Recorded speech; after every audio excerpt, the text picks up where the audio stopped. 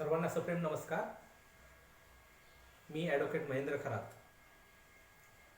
आपल्या सहकार मैत्री या यूट्यूब चॅनलमध्ये आपलं मी सहर्ष स्वागत करीत आहे.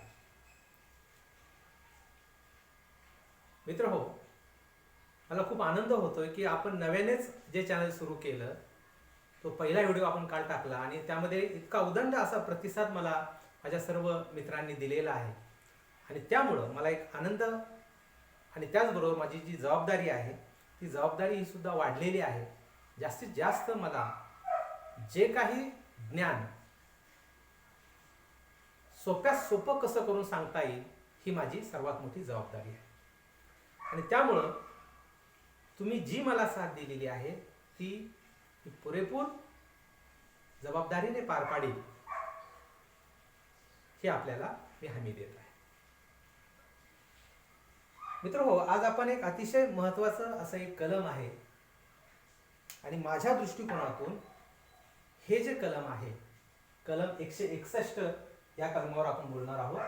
कलम 161 हे महाराष्ट्र राज्य सहकारी संस्था अधिनियम 1960 चे हृदय आहे. The section 161 is the heart of the Maharashtra cooperative act 1960.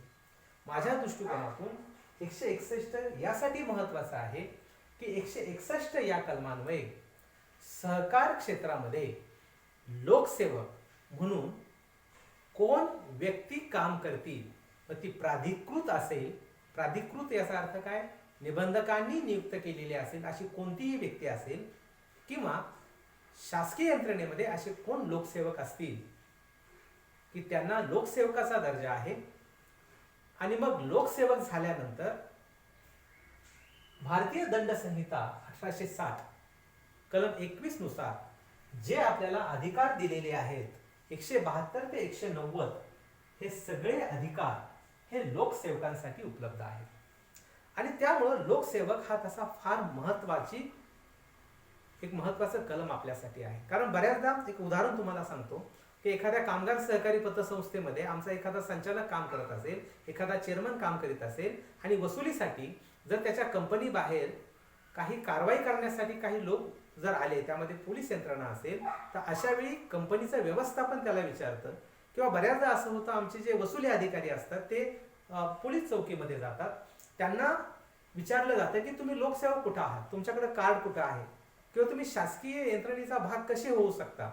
त्याचबरोबर जे व्यवस्थापक असतात ते व्यवस्थापक बऱ्याचदा एखादं नोटीस पाठवतात, आमच्या पुढे हजर व्हा, किंवा एखाद्या KYC साठी असेल किंवा वसुलीसाठी असेल. अशा बऱ्याचदा त्या व्यवस्थापकांना समोरची व्यक्ती ही दाद देत नाही आणि त्यामुळं अतिशय काळजीपूर्वक आपल्याला हे जे 161 कलम आपण आज इथे चर्चा करणार आहोत ते अतिशय बारकाईनं आपण त्याचं चिंतन मनन करायचं आहे आणि आपल्या प्रत्यक्ष व्यवहारामध्ये आपण या कलमाचा वापर करायचा आहे. आता या कलम आपण ॲज इट इज जे वाचणार आहोत त्यामध्ये बऱ्याच कलमांचा समावेश आहे, मात्र या कलमांपैकी जे आपल्याला अतिशय महत्त्वाचे आहेत ती कलम मात्र आपल्याला जास्त त्यामध्ये चर्चा करावी लागेल आणि जी फारशी महत्त्वाची नाहीत किंवा जी शासकीय यंत्रणेमधल्या अविभाज्य असा घटक आहे त्यावर आपल्याला फारसं बोलण्याची आवश्यकता नाही. तर आपण ॲज इट इज जे काही कलम आहे ते आता वाचणार आहोत की 161 कलम आपल्या महाराष्ट्र राज्य सहकारी संस्था अधिनियम, महाराष्ट्र राज्य सहकारी संस्था अधिनियम हा एक कल्याणकारी कायदा आहे आणि संपूर्ण भारतभर असं आपण म्हणतो की सगळ्यात पहिला बॉम्बे कोऑपरेटिव्ह ॲक्ट आलेला 1925 मध्ये आणि हाच कायदा संपूर्ण भारतभर आपलं जे काही कायद्याचं मॉडेल आहे ते संपूर्ण भारतभर राबवलेलं आहे आणि त्यामुळं आपल्या कायद्याची जी रचना आहे ती संपूर्ण भारतामध्ये आपल्याला दिसते. मात्र काही ठिकाणी आपल्याला एक वेगळं दिसू शकतो. उदाहरणार्थ कर्नाटकमध्ये जर आपण गेला तर डायरेक्टर ऑफ ऑडिट, ज्याला आपण म्हणतो की जसं साखर आयुक्तालय आहे तसे साखर संचालक आहेत किंवा मार्केटिंगमध्ये आपले वेगळे पणन संचालक आहेत, तशाच पद्धतीने कर्नाटकामध्ये जर आपण गेलो तर ज्याला आपण म्हणतो डायरेक्टर ऑफ ऑडिट, लेखापरीक्षणासाठी स्वतंत्र एक IAS दर्जाचे ऑफिसर तिथे नियुक्त केलेले आहेत. मात्र यंत्रणेच्या बाबतीमध्ये एखादी यंत्रणा तशी असेल, मात्र आपला महाराष्ट्र राज्य सहकारी संस्था अधिनियम हा अधिनियम हा संपूर्ण भारतामध्ये अतिशय आदर्शवत आहे आणि या आदर्शवत कायद्यातलं एक अतिशय ज्याला आपण हर्ट म्हणूयात की ज्याला आपलं soul of the this act ह्या कायद्याचा आत्मा म्हणूयात किंवा हृदय म्हणूयात ते 161 आहे. त्यावर आपण आता बोलणार आहोत.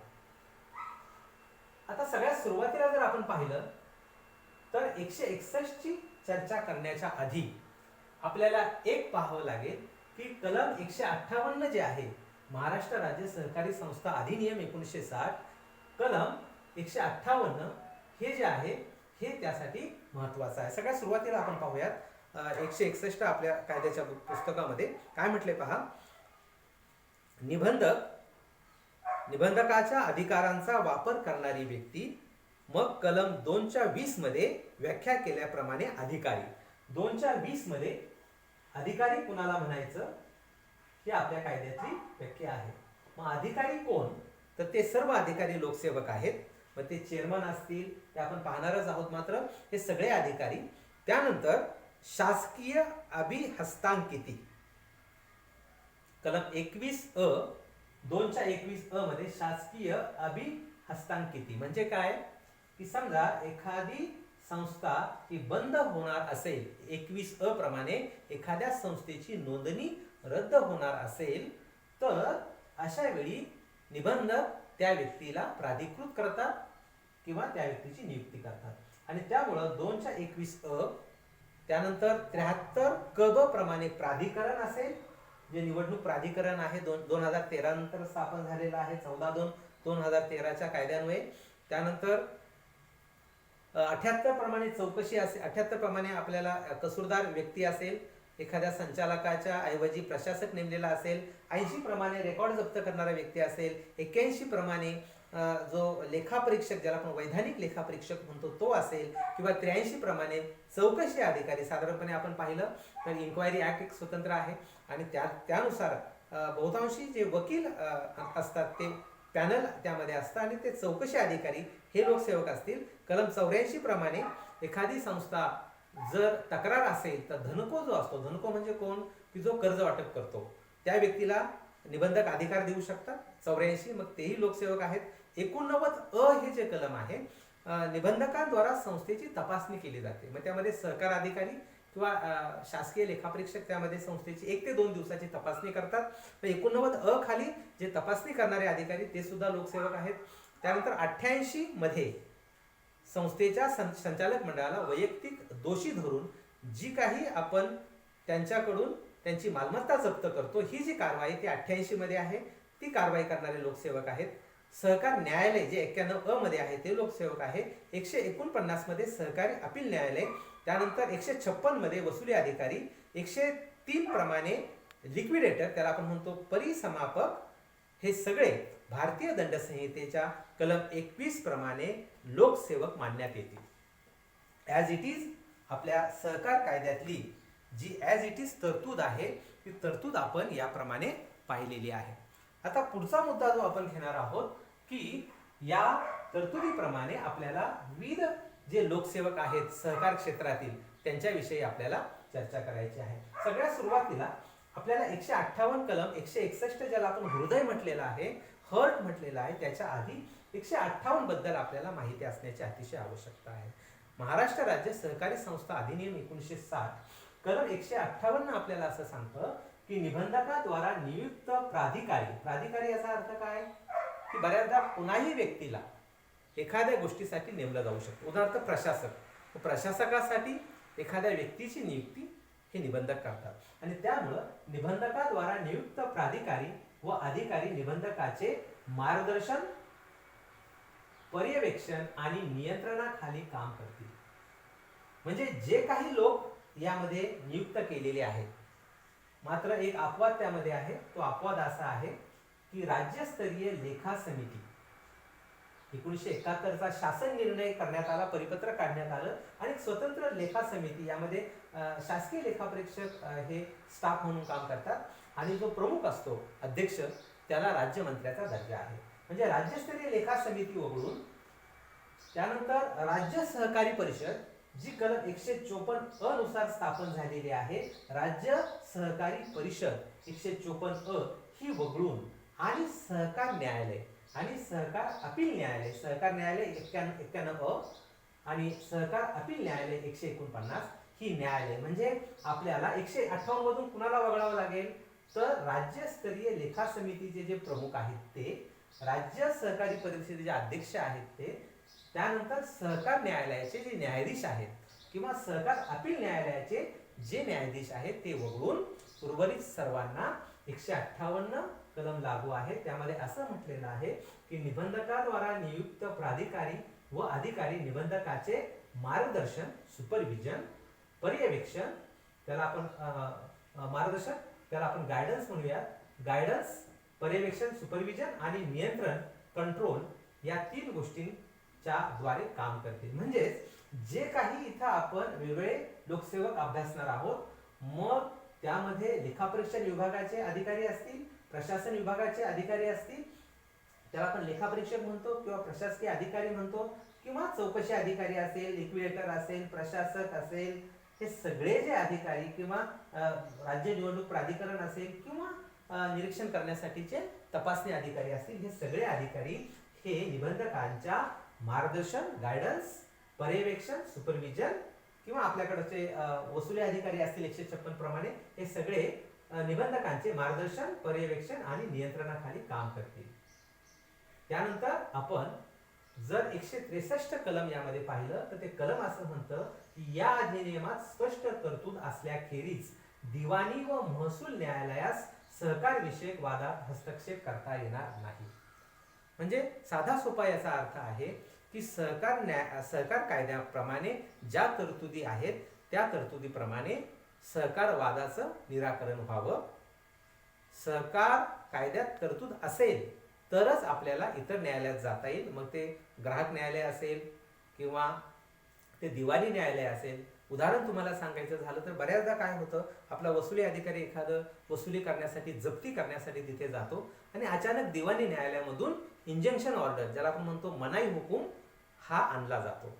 मग हा मनाई हुकूम आणता येतो का, तर यावर प्रश्नचिन्ह येऊ शकतं. मग दिवाणी न्यायालयामध्ये असं प्रकरण का सादर केलं जातं, तर न्यायालयाचा तो एक नियम आहे की आलेली जी केस आहे ती माननीय न्यायाधीशांपुढे हजर आपल्याला सादर करावी लागते. मात्र असं जरी असलं तरी दिवाणी न्यायालयाला जर कायद्यात नमूद असेल तरच हस्तक्षेप करता येईल. एरवी दिवाणी न्यायालय किंवा महसूल न्यायालयाला सहकाराच्या वादामध्ये हस्तक्षेप करता येणार नाही. आता आपण पाहूया सगळ्यात सुरुवातीला की यामध्ये कोणते कोणते लोकसेवक आहेत. कारण एकदा लोकसेवक आपण झालात की आपल्याला भारतीय दंड संहितेचे फार मोठी ताकद आपल्याला मिळते. 172 ते 190 मध्ये आपल्याला 3 अधिकार किंवा हक्क दिलेले आहेत. तर सगळ्यात सुरुवातीला जर आपण पाहाल तर 161 कलम आपण म्हटलं की हे हृदय आपण म्हटलेलं आहे. 161 कलमाने जे काही आपल्याला लोकसेवक म्हणून दिलेले आहेत त्यांना मोठे अधिकार त्यामध्ये दिलेले आहेत. आता कलम 3 चा आपण यामध्ये उल्लेख करतोय. कलम 3,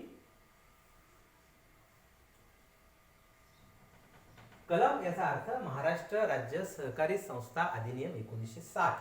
याचं कलम 3 आपल्याला आपण पाहायचंय. कलम 3 प्रमाणे जे माननीय सहकार आयुक्त व निबंधक, सहकार आयुक्त व निबंधक, सहकारी संस्था महाराष्ट्र राज्य पुणे, म्हणजे निबंधक जे आहेत हे निबंधक हे लोकसेवक आहेत, कारण त्या सहकार खात्याचे ते प्रमुख आहेत. आता यानंतर जर आपण पाहिलं तर निबंधकांच्या मदतीला जे काही प्रशासन विभाग असेल किंवा लेखापरीक्षण विभाग असेल ते सुद्धा लोकसेवक आहेत. मात्र 1969 मध्ये यामध्ये बदल केल्यानंतर कर्मचारी असा शब्द आलेला आहे. कर्मचारी म्हणजे 1969 मध्ये सहकार आयुक्त व निबंधक महाराष्ट्र राज्य पुणे, माननीय सहकार आयुक्त व निबंधक सहकारी संस्था महाराष्ट्र राज्य पुणे यांच्या कार्यालयातील कर्मचारी म्हणजेच त्याला आपण म्हणतो की सब ऑर्डिनेट ऑफिसर्स हे सगळे लोकसेवक आहेत असा त्यामध्ये उल्लेख आहे. मग आपण जर त्यामध्ये पाहिलं तर जर आपण सहकार क्षेत्रामध्ये मुख्य व्यक्ती जर म्हटलं तर माननीय निबंधक याला आपण म्हणतो की आपल्या सहकार क्षेत्रात जर आपण एखाद्या व्यक्तीचं त्यामध्ये आपण चित्रण केलं तर मेंदू ज्यांना म्हणता येईल, ब्रेन पॉवर ज्यांच्याकडे आहे ती निबंधकाकडे आहे. कारण निबंधकांची शैली, निबंधकांचं नेतृत्व हे सहकार चळवळीला पुढे नेतं. आपल्या पहिल्या व्हिडिओमध्ये कालच्या आपण म्हटलं की त्यामध्ये H.C. कल्वर्ट हे आपल्या ब्रिटिश काळातील जे निबंधक होते त्यांनी दिलेली व्याख्या जी सहकाराची आहे ती काल आपण बोललो की त्यामध्ये इक्वालिटी हा शब्द आहे, त्यामध्ये व्हॉलंटरी असोसिएशन आहे, डेमोक्रॅटिक कंट्रोल आहे. हेच शब्द, हीच तत्व आपल्या व्याख्येमध्ये आजपर्यंत आलेली आहेत. म्हणजे 1915 मध्ये लॉर्ड ज्याला आपण म्हणतो की कल्वर्ट यांनी म्हटलं तेच आज आपण या व्याख्येमध्ये आणि तत्वामध्ये घेतलेला आहे. आणि त्यामुळे निबंधकांचा रोल जो आहे तो अतिशय महत्वाचा आहे. कल्याणकारी राज्याचं स्वप्न आपण पाहिलेलं आहे. कलम भारतीय राज्यघटनेमध्ये 38 मध्ये आपल्या कल्याणकारी राज्याची भूमिका घेऊन समाजाच्या, देशाच्या सामाजिक, आर्थिक आणि राजनैतिक न्यायासाठी हे शासन काम करेल आणि शासनामध्ये निबंधकांची भूमिका अतिशय महत्वाची आहे. आणि मग निबंधकांच्या मदतीला जर आपण पाहिलं तर आपल्याला हे माहिती आहे की निबंधकांच्या मदतीसाठी कलम 3 प्रमाणे जर आपण पाहिलं तर मुख्यालय जे आहे पुण्यामध्ये आहे आणि त्याचबरोबर सहकार साखर आयुक्त असतील, साखर संचालनालय असेल, तर आपण साधारण जर यामध्ये पाहिलं कलम 3 प्रमाणे तर आपल्याला 2 विभाग यामध्ये दिसतात. एक आहे लेखा परीक्षण विभाग आणि दुसरा जो आहे तो आहे प्रशासन विभाग. कलम 3 प्रमाणे सहकार आयुक्तांच्या मदतीसाठी आपल्याला 2 वेगवेगळे विंग आपण म्हणतो की वेगळे भाग आपल्याला त्यामध्ये केलेले आहेत. आणि त्यामध्ये पहिला मुद्दा जो आहे तो आपण पाहतोय की लेखा परीक्षण विभाग आणि दुसरा आहे प्रशासन विभाग. आता प्रशासन विभागामध्ये ह्या सगळ्याच ठिकाणी आपल्याला असं दिसतं की साधारणपणे त्याला आपण म्हणतो की जॉईंट रजिस्ट्रार असेल, ऍडिशनल रजिस्ट्रार असेल, त्याला आपण म्हणतो सह आयुक्त, त्यानंतर ऍडिशनल रजिस्ट्रार जे आहेत ते लेखा परीक्षण विभागासाठी पण आहेत, प्रशासन विभागासाठी पण आहेत, ते मुख्यालयामध्ये पण आहे, जसं नागरी बँकांसाठी ऍडिशनल रजिस्ट्रार आहेत. आणि अशा पद्धतीने जॉईंट रजिस्ट्रार, ऍडिशनल रजिस्ट्रार, त्यानंतर जर आपण पाहिलं तर डिव्हिजनल रजिस्ट्रार, विभागीय सहनिबंधक, लेखा परीक्षण, प्रशासन, त्यांना आपण पाहिलं की डिस्ट्रिक्ट रजिस्ट्रार जे असतात, नंतर त्याला आपण जिल्हा उपनिबंधक आहेत, त्यानंतर डेप्युटी रजिस्ट्रार आहेत आणि त्यानंतर तालुका पातळीवर असेल तर असिस्टंट रजिस्ट्रार आहेत. आणि त्यानंतर आपण जर सगळ्यात ग्रॉस रूटवर आपण तळाच्या भागात सहकार अधिकारी आहेत. सहकार अधिकारी मग श्रेणी 1 असतील किंवा श्रेणी 2 असतील. लेखा परीक्षण विभागामध्ये सुद्धा असंच आहे. ऍडिशनल रजिस्ट्रार ऑडिट आहेत, जॉईंट रजिस्ट्रार ऑडिट आहेत, त्यानंतर district divisional joint registrar audit आहेत, डिस्ट्रिक्ट रजिस्ट्रार हे जे आहेत जिल्हा उपनिबंधक यांच्या दर्जाचे लेखा परीक्षण विभागामध्ये जिल्हा विशेष लेखा परीक्षक आहेत. आणि त्यानंतर जिल्हा विशेष लेखा परीक्षकानंतर जे वर्ग 1 विशेष लेखा परीक्षक, वर्ग 2 विशेष लेखा परीक्षक आणि त्यानंतर जर आपण इकडे सहकार अधिकारी प्रशासन विभागात आहेत तर इकडे जर आपण पाहिलं तर लेखा परीक्षक हे आपल्याला तळामध्ये तालुका स्तरावर काम करताना आपल्याला दिसतात. आणि त्यामुळं अर्थातच निबंधक आणि त्यांचे सर्व कर्मचारी हे लोकसेवक आहेत. त्यानंतर पुढे जर आपण पाहिलं तर सहकार न्यायालय, सहकार न्यायालय जे आहे त्यांना लोकसेवकाचा दर्जा जो आहे तो 161 कलमाने आपल्याला दिलेला आहे. 161 कलमानुसार सहकार न्यायालय जे आहे ते लोकसेवक, मग न्यायाधीश असतील किंवा त्यांचा स्टाफ असेल किंवा सहकार अपील न्यायालय जे आहे त्यांना लोकसेवकाचा दर्जा दिलेला आहे. आता सहकार न्यायालय जे आहे 91 अ प्रमाणे त्यांना जर आपण माननीय निबंधक यांना जर आपल्या संपूर्ण सहकार चळवळीचा क्षेत्राचा जर ब्रेन पॉवर मानलं, एक ब्रेन पॉवर मानलं तर सहकार न्यायालय यांना आपण डोळे मानलेलं आहे. आणि त्यामुळं सहकार न्यायालय सहकार चळवळीकडे लक्ष ठेवण्याचं काम सहकार न्यायालय आपल्याला करताना दिसतं. सहकार न्यायालयाची जी स्थापना आहे ती कलम 91 अ नुसार 1974 मध्ये झालेली आहे. हे सहकार न्यायालय जर आपण पाहिलं एकूण 25 सहकार न्यायालय हे आपल्या राज्यामध्ये आहेत. एकूण 25 सहकारी न्यायालय आपल्या राज्यामध्ये वेगवेगळ्या ठिकाणी जिल्हा स्तरावर आपल्याला त्यामध्ये दिसतात। आता यामध्ये नियुक्ती करताना साधारणपणे तो व्यक्ती LLB असावा। सहकार न्यायाधीशांची नियुक्ती ही उच्च न्यायालयाच्या सल्लामसलतीने राज्य सरकार करते। म्हणजेच सहकार न्यायालय हे पूर्णतः न्यायालयीन यंत्रणेचा भाग आहे, त्याला आपण म्हणू की दिवाणी न्यायालयाचा तो भाग आहे। कारण दोनच कायदे त्यामध्ये आहेत, एक दिवाणी न्यायालय, एक फौजदारी न्यायालय। आणि सहकार कायदा जो आहे संपूर्णतः दिवाणी न्यायालयाच्या कार्यकक्षेचा आहे। आणि त्यामुळे आपल्याला सहकार कायद्यामध्ये जर काही अफरातफरी झाल्या तर वसुलीची संपूर्ण प्रक्रिया आपल्याला कलम 88, कलम 78 वगैरे मध्ये दिसते। आणि त्यामुळं सहकार न्यायालय हे त्यामध्ये आता नव्यानं 93 आपल्या कायद्यामध्ये आलेला आहे। आणि जे 2013 मध्ये जे बदल आपण केले भारतीय राज्यघटनेनुसार, आणि त्यामध्ये समेट त्याला आपण म्हणतो 93 मध्ये एक नवीन बदल त्यामध्ये आलेला आहे। आणि त्याला आपण लवाद म्हणूयात, म्हणजे आर्बिट्रेशन, त्याला आर्बिट्रेशन म्हणतात, लवाद।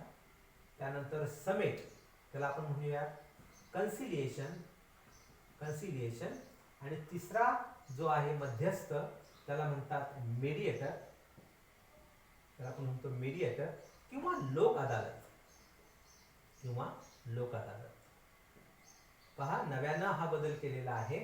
म्हणजे सहकार न्यायालयाबरोबरच आपल्या नवीन सहकार कायद्यातील बदलामध्ये 93 नुसार जर काही वाद असेल सहकार संबंधीचा, सहकारी संस्थेसंबंधीचा, तर तो आपल्याला लवादाद्वारे सोडवता येईल, किंवा आपल्याला समेट घडून आणता येईल, किंवा एखादा मध्यस्थ नेमून वाद सोडवता येईल, किंवा आपल्याला डायरेक्ट जी दिवाणी न्यायालयाची प्रक्रिया किंवा न्यायालयीन प्रक्रिया जी परंपरागत आहे लोक अदालत, त्यामध्ये सुद्धा आपल्याला आपले वाद हे सोडवता येतील।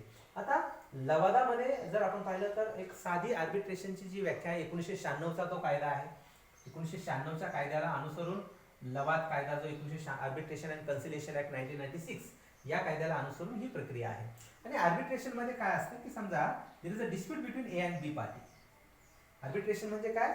When there is a dispute between A and B party, then A and B party appointed C party and mention in the agreement that which award delivered by the C party is binding to the both parties. काय म्हटले पहा, जे आता लवादाची नवीन प्रक्रिया आपल्या सहकारामध्ये सुरू झाली की जेव्हा अ आणि ब मध्ये वाद असतो, when there is a dispute between A and B person, अ आणि ब मध्ये वाद असतो, ते काय करतात, सी या व्यक्तीला नेमतात, नियुक्त करतात। आणि कसे तर करार करून, ते मेक ए अग्रीमेंट। आणि करार करून असं त्या करारामध्ये नमूद करतात की जो सी हा व्यक्ती आम्हाला निर्णय देईल तो आम्हाला बंधनकारक असेल। आणि त्यामुळं आज जगामध्ये अनेक अमेरिकेसारखा देश जर आपण पाहिला तर 70 ते 80% जे वाद असतात ते लवादामधून सोडवले जातात। आणि त्यामुळे लवाद ही प्रक्रिया आता नव्यानं आपण स्वीकारलेली आहे। त्यानंतर समेट म्हणजे काय की दोन व्यक्तीमध्ये एखादा कन्सिलिएशन ऑफिसर नेमला जातो, समेट अधिकारी, किंवा मेडिएटर हा सुद्धा एक तटस्थ व्यक्ती नेमून वादाची सोडवणूक केली जाते। आणि लोक अदालतमध्ये आपल्याला माहिती परंपरागत पद्धतीने न्यायाधीश म्हणजे ज्याला म्हणतो की कोर्ट टू द डोअर, ज्याला आपण म्हणतो की न्यायालय हे न्यायालयाच्या बाहेर येऊन ओपन स्पेसमध्ये आपल्याला निर्णय देताना अनेक वाद यामध्ये सोडवलेले आहेत। त्यानंतर आपण जर पाहिलं तर सहकार अपील न्यायालय ही आपल्याकडे आहे। सहकार अपील न्यायालयाची जी रचना आहे ती रचना 1974 मध्ये आपल्याला झालेली दिसते। 149 जे आहे 1974 मध्ये आपल्याला सहकार अपील न्यायालय स्थापन झालेलं आहे। आणि सहकार अपील न्यायालय जे आहे ते मुंबईमध्ये मुख्य कार्यालय आहे। नागपूर, पुणे, औरंगाबाद इथं खंडपीठ आहे। नागपूर, पुणे आणि औरंगाबाद ही खंडपीठ आहेत। म्हणजे मुंबईमध्ये यांचं मुख्यालय आहे आणि नागपूर, पुणे, औरंगाबाद, नागपूर, पुणे, औरंगाबाद इथं खंडपीठ सहकार अपील न्यायालयाची आहेत। आणि त्यांचं जे काम आहे त्याला आपण म्हणतो की पुनर्विलोकन। मात्र आपल्याला सहकार न्यायालयातून अपील न्यायालयात जायचं असेल तर 90 दिवसाच्या आत आपल्याला जावं लागणार आहे आणि त्यापेक्षा जास्त कालावधी आपल्याला लावता येणार नाही। आणि पुनर्विलोकन त्यामध्ये शब्द आलेला आहे। पुनर्निरीक्षण म्हणजे काय, जो काही निर्णय दिलेला आहे त्याची साधारण पडताळणी फक्त निरीक्षण करण्याचं काम अपील न्यायालयाला दिलेलं आहे। तर आपण पाहिलं की कलम 3 प्रमाणे निबंधक जे आहेत ते निबंधक हे लोकसेवक आहेत, सहकार न्यायालय जे आहे, अपील न्यायालय हे लोकसेवक आहेत. आता आपण एक अतिशय महत्वाचा, कारण आपल्या ही जी काय आपण सहकाराचं इथं एक व्यक्तीचं एक चित्र रेखाटलेलं आहे आणि यामध्ये हा जो एक तुरा दिलेला आहे आणि हा जो फेटा दिलेला आहे, तर हा फेटा, हा सहकाराचा फेटा 1986 मध्ये खूप मोठे बदल आपल्या सहकार कायद्यामध्ये झाले. आणि जसा फेट्यामध्ये तुरा आहे तसा एक तुरा हा कलम 2:20 प्रमाणे आपल्याला अधिकारी ह्या शब्दाने दिलेला आहे. म्हणजे कलम 2:20 प्रमाणे जे अधिकारी आहेत ते लोकसेवक आहेत असं कलम 161 मध्ये म्हटलेलं आहे. मग आपल्याला इथं पाहायचं आहे की जे अतिशय महत्वाचं आहे, जसे आपले कामगार असतात, ते संचालक असतात, आपले अधिकारी असतात. मग 2:20 मध्ये अधिकारी असे कोण आहेत की लोकसेवक आहेत? माझ्या एका कामगार संचालकानं मला फोन केला गेल्या वर्षी की सर, आम्हाला अडचणी येतात, आम्ही खरंच लोकसेवक आहोत का? आणि त्यामुळं आपल्या सर्व संचालकांनी हे समजून घेणं आवश्यक आहे की आपण अधिकारी आहोत. आपण जर एखाद्याला नोटीस पाठवली, समन्स पाठवलं, भेटायला बोलवलं, भेटायला म्हणजे कोणत्या अर्थानं, तर आपण अधिकृतरित्या जर त्याला आपण सांगितलं की माझ्या पुढे हजर व्हा, तर त्या व्यक्तीला यावं लागेल, कारण आपण लोकसेवक आहात आणि आपलं नोटीस असेल, समन्स असेल, जर कोणी पाळलं नाही तर कलम 172 प्रमाणे समोरच्या व्यक्तीला 6 महिन्याची शिक्षा किंवा 500 ते 1000 रुपये दंड त्यामध्ये न्यायालयामध्ये भरावा लागतो. आणि त्यामुळं आपण 2:20 ही खरी व्याख्या खूप महत्वाची आहे की त्यामध्ये पहा कोण कोण लोक हे लोकसेवक आहेत. कलम 2:20 मध्ये अधिकारी याची व्याख्या दिलेली आहे. सहकार कायद्यामध्ये कुठल्याही कायद्यामध्ये ना कलम 2 हे बहुतांशी व्याख्येसंबंधी आपल्याला बोलतं, त्याला आपण डेफिनेशन म्हणतो. आणि 2:20 मध्ये जी डेफिनेशन आहे त्यामध्ये अधिकारी म्हणजे कोण याची डेफिनेशन आपल्याला दिलेली आहे. आपण पाहतोय अधिकारी म्हणजे कोण, तर अध्यक्ष किंवा उपाध्यक्ष, त्याला आपण म्हटलं चेअरपर्सन और डेप्युटी चेअरपर्सन. एखाद्या संस्थेचा अध्यक्ष किंवा उपाध्यक्ष, सगळ्या संस्थांमध्ये आपण अध्यक्ष उपाध्यक्ष नेमत असतो. एखाद्या संस्थेचा अध्यक्ष किंवा उपाध्यक्ष, एखाद्या संस्थेचा सभापती किंवा उपसभापती. आता सभापती उपसभापती हे जे शब्द बऱ्याचदा आपल्याला कृषी उत्पन्न बाजार समिती, खरेदी विक्री संघ यामध्ये सभापती आजही आपल्याला त्यामध्ये ते पद दिसतं. त्यामुळे सभापती आणि उपसभापती हे लोकसेवक आहेत. त्यानंतर व्यवस्थापकीय संचालक, ज्याला आपण आता नव्यानं कार्यलक्षी संचालक म्हणतो, ते सुद्धा लोकसेवक आहेत. त्यानंतर जे संस्थेचे व्यवस्थापक असतात, म्हणजे कार्यकारी संचालक जे आहेत, त्यांच्या नियंत्रणाखाली आपल्याकडे जे व्यवस्थापक काम करतात ते सुद्धा आपल्याकडे लोकसेवक म्हणून आहेत. त्यानंतर सर्व संचालक, सर्व संचालक याचा अर्थ काय, तर आपण जर पाहिलं तर सर्व संचालक मध्ये ट्रेझरर असतील, तज्ञ संचालक असतील, ते निवडून आलेले असतील किंवा नियुक्त असतील, सर्व संचालक, सर्व संस्थेची सर्व कार्यकारी समिती ही लोकसेवक आहे. आणि त्यामुळं यापुढं कुठेही आपण गेलात, मग त्या कोणत्याही यंत्रणेकडे आपण गेलात, मग आपल्या कंपनीमधलं व्यवस्थापन असेल, पोलीस चौकीमध्ये आपण गेलात, शासकीय दरबारी गेलात, तर तुम्हाला जर कोणी विचारलं आयडेंटिटी कार्ड तुमच्याकडे आहे का, तर आपलं आयडेंटिटी कार्ड हे सहकाराचं 161 कलम आहे आणि आपण नियुक्त झालेलं आपलं पद आहे. आणि त्यामुळं हे आपल्याला, आणि अजून एक शब्द त्यामध्ये, कामकाजासाठी कोणताही व्यक्ती, म्हणजे सहकारी संस्थेच्या कामकाजासाठी नेमलेला कोणताही व्यक्ती, एवढी व्यापक व्याख्या ही लोकसेवक मध्ये कलम 2:20 मध्ये टाकलेली आहे. आता उदाहरण तुम्हाला द्यायचं झालं तर समजा आपल्याकडं आदिवासी विकास महामंडळ आहे आणि आदिवासी विकास महामंडळाच्या वतीनं एखादा ग्रेडर म्हणतात त्याला, की एखादा व्यक्ती एखाद्या गावामध्ये हिरडा गोळा करण्याचं काम करतो. आता हिरडा गोळा करताना तर त्यामध्ये काही अफरातफर झाली तर अशा व्यक्तीला दोषी धरता येईल का लोकसेवक म्हणून, तर धरता येईल. आणि त्यामुळं 2:20 मध्ये एक व्यापक आपल्याला, जसा तुरा आपण म्हणतो की हा फेट्याचा जो तुरा आहे, सहकाराचा जो तुरा आहे, तर कामकाजासाठीचा कोणताही व्यक्ती हा लोकसेवक आहे.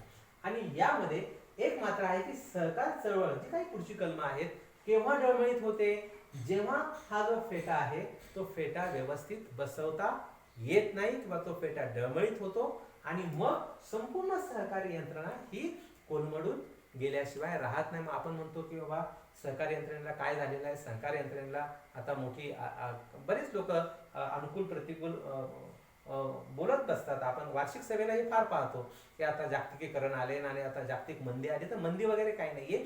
जगामध्ये सहकार खूप ताकदीनं काम करतोय आणि आपला सहकार कायदा हा एक कल्याणकारी कायदा सहकार चळवळीला मजबूत करण्यासाठी अतिशय समर्पक भूमिका ही बजावत आहे. मग आपण पाहिलं 2020 मध्ये अध्यक्ष, उपाध्यक्ष, सभापती, उपसभापती, व्यवस्थापकीय संचालक, कार्यकारी संचालक, त्यानंतर व्यवस्थापक, सर्व संचालक तज्ञ संचालकांसह निवडून आलेले असोत किंवा नसोत आणि कामकाजासाठी कोणताही व्यक्ती, हे सर्व लोकसेवक आहेत. आता यानंतर जर आपण पाहिलं तर प्रशासन विभागामध्ये आपण पाहिलं की प्रशासन विभाग हा आपण डोळ्यांची उपमा दिलेली आहे सहकार न्यायालयाला आणि अपील न्यायालयाला. त्यानंतर आपला जो सहकार क्षेत्राचा जो श्वास आहे तो श्वास हा प्रशासन विभाग आहे आणि लेखापरीक्षण विभाग आहे. आणि त्यामुळे संपूर्ण सहकार चळवळ ही जशी आपल्या श्वास आपण म्हणतो की इकडून श्वास घ्या इकडून सोडा, जसं योगामध्ये आपण पाहतो आपल्या सगळ्यांना बऱ्याचदा योगाची खूप आवड आहे आणि त्यामुळं प्रशासन विभाग कुठं संपतं आणि लेखापरीक्षण कुठं सुरू होतं आणि लेखापरीक्षण कुठं संपतं आणि प्रशासन सुरू कुठं होतं, यामध्ये आपल्याला दोन्हीही एकाच नाण्याच्या बाजू आहेत. आणि जशा सहकार चळवळीचा श्वास जो आहे तो प्रशासन विभाग आहे आणि लेखापरीक्षण विभाग आहे. आता लेखापरीक्षण विभागामध्ये जर आपण पाहिलं तर मोठे बदल त्यामध्ये झालेले आहेत आणि कलम 81 त्यामध्ये नव्यानं 2013 मध्ये जे बदल दिलेले आहेत, तर एक स्वतंत्र आपल्याला माहिती आहे की एक प्रमाणित लेखापरीक्षकांची यादी हे सहकार खातं तयार करतं. त्यामध्ये मग एखादी चार्टर्ड अकाउंटंटची फर्म असेल, चार्टर्ड अकाउंटंट असेल, सहकार खात्याचे विशेष लेखापरीक्षक, जिल्हा विशेष लेखापरीक्षक किंवा इतर सर्व सहनिबंधक वगैरे असतील आणि इतर लेखापरीक्षक, अशा पद्धतीनं आपल्याकडे अबकडची जी वर्गवारी केलेली आहे, अशा पद्धतीने वर्ग 1, वर्ग 2, वर्ग 3 अशा पद्धतीने जी वर्गवारी केलेली आहे, म्हणजेच लेखापरीक्षा आणि प्रशासन या दोन्हींचा समन्वय असल्याशिवाय आपला जो ब्रेन आहे म्हणजे आपले जे निबंधक आहेत ते काम करू शकत नाहीत. आणि त्यामुळे दोघांमध्ये जर ताळमेळ नसेल, बऱ्याचदा असं होतं किंवा प्रशासन विभागात आणि आपले जे वैधानिक लेखापरीक्षक असतात, जे प्रमाणित लेखापरीक्षक असतात किंवा चार्टर्ड अकाउंटंट, कॉस्ट अकाउंटंट वगैरे जे काही लेखापरीक्षक म्हणून काम करतात, यांच्यामध्ये समन्वयाचा अभाव नसेल तर त्या संस्थेला, त्या सहकार चळवळीला ते अतिशय धोकादायक आहे. आणि त्यामुळं आपण जर 161 ची जर व्याख्या पाहिली तर यामध्ये लेखापरीक्षक जो आहे तो लोकसेवक आहे आणि प्रशासन विभागात जे आहे ते कलम 3 मध्ये आपल्याला दिलेला आहे. मग लेखापरीक्षण विभागामध्ये आपल्याला माहिती आहे की चाचणी लेखापरीक्षक असेल, फेर लेखापरीक्षण करणारा व्यक्ती असेल, तर हे सगळे त्यामध्ये लोकसेवक गणले गेलेले आहेत. आणि त्यामुळं लेखापरीक्षकाला मोठे अधिकार आहेत. लेखापरीक्षक समन्स पाठवू शकतात, रेकॉर्ड जप्त करू शकतात. म्हणजेच काय तर दिवाणी न्यायालयाचे सर्व अधिकार हे ह्या सर्व लोकसेवकांना आहेत. दिवाणी न्यायालयाचे सर्व अधिकार या लोकसेवकांना आहेत. मग दिवाणी न्यायालयाचे अधिकार कोणते, तर दिवाणी न्यायालयाचा अधिकार आहे की तुम्ही एखाद्याला समन्स पाठवू शकता, नोटीस पाठवू शकता, आदेश देऊ शकता. त्यानंतर दिवाणी न्यायालयामध्ये जर आपण पाहिलं तर आपल्याला रेकॉर्ड जप्त करता येतं. दिवाणी न्यायालयामध्ये आपल्याला एखाद्याचं रेकॉर्ड जप्त करता येतं, आपल्याला कुठलेही डॉक्युमेंट जर असेल त्याची सत्यप्रत मागता येते. त्याचबरोबर आपल्याला जर वाटलं तर ते रेकॉर्ड ताब्यात घेता येतं आणि त्यामुळं फार मोठे अधिकार किंवा एखाद्याला सुनावणीसाठी आपल्यासमोर बोलावता येतं, त्याची सुनावणी घेता येते. आणि त्यामुळं आपले मोठे अधिकार, दिवाणी न्यायालयाचे अधिकार, दिवाणी ज्याला आपण म्हणतो निम्न न्यायिक, क्वासाय ज्युडिशियल, म्हणजे प्युअरली आपण न्यायालय नाहीत, मात्र न्यायालयाचे काही अधिकार आपल्याला डेलिगेट केलेले आहेत, हस्तांतरित केलेले आहेत आणि हे सगळे लोकसेवक हे ते अधिकार आपल्याला बजावताना दिसतात. आणि त्यामुळं दिवाणी न्यायालयाचे अधिकार सर्व लोकसेवकांना दिलेले आहेत. मात्र हे सगळं करत असताना या पुढचे काही आपण लोकसेवक पाहणार आहोत, जे फारशे आपल्या प्रत्यक्ष कामाच्या संबंधित नसू द्यात परंतु यंत्रणेत आहेत. हे सगळ्या लोकसेवकांनी काम करताना एक मात्र महत्वाची भूमिका बजावायची आहे आणि ती म्हणजे नैसर्गिक न्याय. अशा बऱ्याच केसेस आहेत की फक्त नैसर्गिक न्याय दिला गेलेला नाही आणि त्यामुळं सन्माननीय न्यायालयाने, मग ते उच्च न्यायालय असेल किंवा सर्वोच्च न्यायालय असेल, त्यांनी अनेक केसेस ह्या फेटाळलेल्या आहेत. त्यामुळं आपण कुणीही असा, सन्माननीय निबंधक असा, निबंधकांचे डेलिगेट म्हणजे अधिकार प्रदान केलेले प्रशासन विभागाचे असा, लेखापरीक्षक म्हणून वैधानिक लेखापरीक्षक असू द्यात, प्रशासक असू द्यात, त्याला आपण म्हणतो औसायक असू द्यात, किंवा चौकशी अधिकारी तुम्ही असाल किंवा 88 प्रमाणे तुम्हाला संपत्ती ताब्यात लिलाव करून किंवा वसुली अधिकारी असाल, हे सगळे अधिकार बजावताना आपल्याला नैसर्गिक न्यायाचं भान ठेवावं लागेल. आणि नैसर्गिक न्याय, ज्याला आपण नॅचरल जस्टिस म्हणतो, याचा अर्थ असा आहे की it is the duty of every person he shall be given proper opportunity to opposite side to express himself. याचा अर्थ असा आहे की प्रत्येक व्यक्तीचं, प्रत्येक ज्याला आपण म्हणतो अथॉरिटीचं, ज्याच्याकडे अधिकार आहेत, त्या प्रत्येक व्यक्तीचं कर्तव्य आहे की त्याने समोरच्या व्यक्तीला त्याचं म्हणणं मांडण्याची संधी दिली पाहिजे. आणि त्यामुळे नैसर्गिक न्याय म्हणजे काय, किंवा लोकसेवक ज्याला आपण म्हणतो, किंवा आपण शासनाचे अधिकारी म्हणून आपण कशा पद्धतीने काम करावं, या संबंधी आपण जर ॲडमिनिस्ट्रेटिव्ह लॉ जो विषय आहे, प्रशासनिक विधी, ॲडमिनिस्ट्रेटिव्ह लॉ, या संबंधी आपलं जे MK लॉ अकॅडमी हे स्वतंत्र एक चॅनल आहे. यावर इंग्लिश आणि हिंदीमध्ये आपण लोकसेवक ज्याला आपण म्हणतो, किंवा शासकीय एक शासनाचा अधिकारी म्हणून आपण काम करताना कशा पद्धतीनं त्यामध्ये ॲडमिनिस्ट्रेटर म्हणून आपण काम केलं पाहिजे, हे आपण ऐकलं तर त्यामध्ये आपल्याला यामध्ये एक चांगल्या प्रकारे माहिती आपल्याला मिळणार आहे. आणि त्यामुळे नैसर्गिक न्याय हा ॲडमिनिस्ट्रेटिव्ह लॉ, प्रशासकीय कायद्याचा खूप मोठा, अतिशय पायाभूत असा एक महत्वाचा पिलर, ज्याला आपण स्तंभ आहे. आणि नैसर्गिक न्यायामध्ये समोरच्या व्यक्तीला त्याचं म्हणणं मांडण्याची संधी आपण दिली पाहिजे. आता संधी म्हणजे काय हो, तर सगळ्यात सुरुवातीला आपण नोटीस प्रॉपर दिली पाहिजे.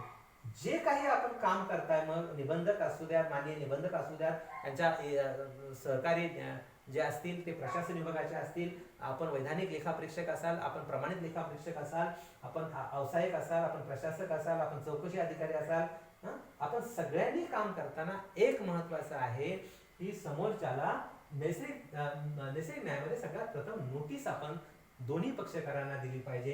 त्यानंतर आपल्याला माहिती आहे की सुनावणी घेणं, 101 मध्ये ही प्रक्रिया चालते, किंवा सगळ्याच ठिकाणी जिथं आपल्याला अधिकार म्हणून आपण काम करतो त्या आपल्याला ही प्रक्रिया राबवता येईल. नोटीस, सुनावणी, त्यानंतर रेकॉर्ड द स्टेटमेंट, त्याला आपण म्हणतो की जाब जबाब नोंदवून घेऊ शकतो आपण. त्यानंतर उलट, ज्याला आपण म्हणतो उलट तपासणी करायची असते बऱ्याचदा समोरच्या पक्षकाराची, ती आपल्याला, किंवा एखादा वकील मला नेमायचा आहे, माझा कायदेशीर सल्लागार मला नेमायचा आहे माझा मत मांडण्यासाठी, ती त्याला संधी दिली पाहिजे. एखादा समोरचा पक्षकार म्हटला की मला माहिती पाहिजे समोरच्या व्यक्तीची, तर आपण असं म्हणू शकत नाही की नाही तुम्ही एकमेकांचे विरोधक आहात, तुम्हाला माहिती मिळणार नाही. तर असं अजिबात नाहीये. एकमेकांना माहिती शेअर केली पाहिजे, कारण आपल्याकडे सहकार न्यायालयाची जी रचना आहे ती अतिशय कल्याणकारी पायावर आधारित आहे. आणि नैसर्गिक न्याय हा आपल्या सहकार कायद्याचा मूलभूत असा एक स्तंभ आहे. त्याला आपण म्हणतो की इमूव्हेबल लाईट हाऊस, ज्याला आपण म्हणतो की दीपस्तंभ. सहकार कायद्याचा जर हृदय आपलं 161 कलम असेल, तर सहकार कायद्याचा दीपस्तंभ आहे, तो दीपस्तंभ हा नैसर्गिक न्याय आहे. आणि त्यामुळे आपण अधिकार बजावत असताना नैसर्गिक न्यायाचा काटेकोर पालन केलं पाहिजे. समोरच्या व्यक्तीवर अन्याय होईल किंवा आपण डिस्पॉटिझम ज्याला म्हणतो की अनियंत्रितपणे काम कराल, अशा पद्धतीने चालणार नाही. अतिशय विनम्रतेने आपण आपलं काम, आपली कर्तव्य बजावली पाहिजेत. नंतर पुढे आपण पाहतोय की आपल्याकडं जी जबाबदारी दिलेली आहे ती पुढच्या याच्यामध्ये आपण पाहिलं की शासकीय अभिहस्तांकिनी. तर याला दिवाणी न्यायालयामध्ये रिसिव्हर वगैरे म्हणतात. म्हणजे एखादी संस्था ज्यावेळेस बंद होते, आपल्याला माहिती आहे बंद म्हणण्यापेक्षा 21 प्रमाणे एखाद्या संस्थेची नोंदणी ही रद्द होते. कलम 21 जर आपण पाहिलं आपल्या सहकार कायद्यातलं, तर 21 प्रमाणे निबंधकांना, सन्माननीय निबंधकांना अधिकार आहेत की ती संस्थेची नोंदणी रद्द करतात. आता नोंदणी रद्द केल्यानंतर जी काही देणी आहे ती देणी भागून आपल्याला उर्वरित रक्कम ही निबंधकांच्या निधीमध्ये किंवा आपल्याला योग्य ठिकाणी ती हस्तांतरित करायची असते, निबंधकाच्या निधीमध्ये हस्तांतरित करायची असते. त्यामुळे 21 प्रमाणे देणी आणि येणी ही भागवण्यासाठी आपल्याला नोंदणी रद्द करताना जो अधिकारी नेमला जातो तो अभिहस्तांकित त्याला म्हणतात. तर तो त्यामध्ये 2:21 मध्ये आपल्याला पाहायला मिळतो. आता एक मात्र आहे की हे सगळं वर्णन करत असताना आपल्याला आपण हे जे एक स्केल्टन ज्याला आपण म्हणतो, एक प्रारूप काढलेला आहे, त्यामध्ये हाताची जी उपमा दिलेली आहे ती उपमा आपण दिलेली आहे ती 89 चं निरीक्षण. 1986 मध्ये हे कलम आलं आणि ब क जिथं असतं तिथं काहीतरी बदल केलेले असतात. आणि 89 मध्ये आपल्याला दिसतं की सहकारी संस्थेचं जे निरीक्षण आहे, निरीक्षण म्हणजे काय, त्याला आपण सुपरविजन म्हणतो, ते काम हे निबंधकाकडे सोपवलेलं आहे. त्यामुळे सुपरविजन करत असताना बऱ्याचदा आपल्याला दिसतं की सहकार क्षेत्रातील अधिकारी, मग ते लेखापरीक्षण असो, प्रशासन विभागाचे असो, ते आपल्या संस्थेमध्ये येतात.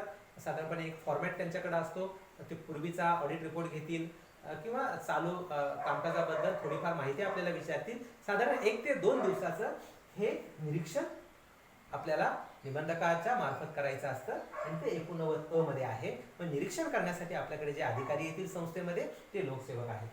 हे 1986 मध्ये केलेला बदल आहे. त्यामुळे संस्था असो, एखादी बँक असो, बऱ्याचदा सहकार खात्याचे प्रतिनिधी अधिकारी आपल्या संस्थेमध्ये भेट द्यायला येतात, तपासणी करायला येतात. तो त्यांचा कायदेशीर हक्क आहे आणि ते लोकसेवक आहेत.